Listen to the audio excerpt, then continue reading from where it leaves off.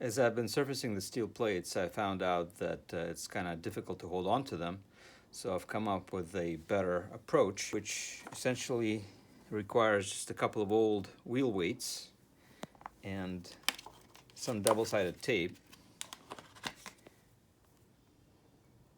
You also have to degrease the steel plate really well and degrease these wheel weights. And then we can position the wheel weights on the steel plate and adhere them to the steel plate. Okay, so we attach the wheel weight like so, and attach the second wheel weight on the other side, opposite the first. So once we do that, we can apply our sandpaper. So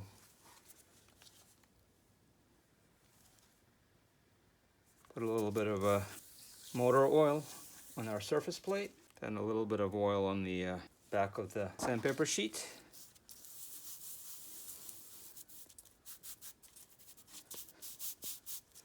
So that this adheres the sheet to the surface plate.